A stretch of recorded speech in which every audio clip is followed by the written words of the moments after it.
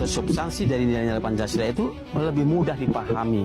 Namun di tengah globalisasi, bagaimana Indonesia mampu menjadikan Pancasila sebagai jati diri dan eksistensi Pancasila harus terus dijaga di tengah era globalisasi.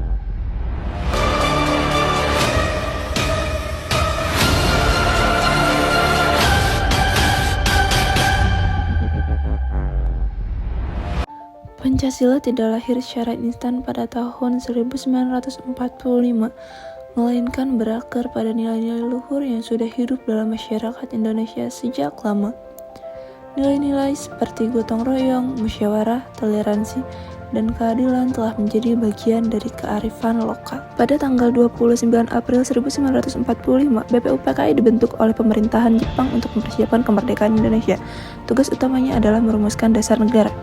Dalam sidang pertama BPUPKI, beberapa tokoh menyampaikan gagasan tentang dasar negara, seperti Muhammad Yamin mengusulkan 5 asas, yaitu peri kebangsaan, peri kemanusiaan, peri ketuhanan, peri kerakyatan, dan kesejahteraan rakyat, serta Supomo mengusulkan 3 teori negara, yaitu negara integralistik, negara klasik, dan negara individualistik.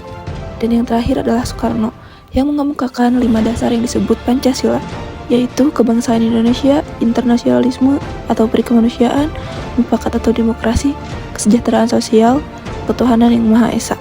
Hingga 1 Juni 1945, 3 tokoh penting Muhammad Yamin, Supomo, dan Soekarno mengusulkan Pancasila sebagai dasar negara. Pada 1 Juni 1945, Soekarno memperkenalkan istilah Pancasila sebagai dasar negara Indonesia. Tanggal ini kemudian diperingati sebagai hari lahirnya Pancasila. Setelah itu dibentuk Panitia 9 yang merumuskan Piagam Jakarta pada tanggal 22 Juni 1945, memuat 5 sila dasar negara, termasuk sila pertama dengan perasa ketuhanan dengan kewajiban menjalankan syariat Islam bagi pemeluk-pemeluknya. Pada tanggal 17 Agustus 1945, BPUPKI dibubarkan dan diganti dengan PPKI.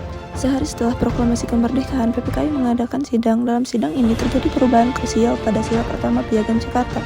Atas usulan perwakilan dari Indonesia bagian timur yang mayoritas non-muslim merasa keberatan dengan 7 kata tersebut, dan demi menjaga persatuan bangsa, Muhammad Hatta bersama tokoh-tokoh muslim lainnya bersepakat untuk menghilangkan 7 kata tersebut. Maka rumusan sila pertama menjadi ketuhanan yang Maha Esa. Pada tanggal ini Pancasila disahkan sebagai dasar negara, tercantum dalam pembukaan Undang-Undang Dasar 1945. Nilai yang tercermin pada pembentukan Pancasila adalah nilai persatuan, karena para pendiri bangsa, khususnya tokoh-tokoh Islam, dengan jiwa besar mengesampingkan kepentingan golongan demi menjaga keutuhan bangsa. Mereka menyadari bahwa negara yang baru merdeka akan rentan terpecah jika ada satu kelompok yang merasa tidak terwakilkan atau terdiskriminasi. Pelajaran yang dapat diambil adalah pentingnya mendahulukan kepentingan bersama di atas kepentingan pribadi, kelompok atau golongan.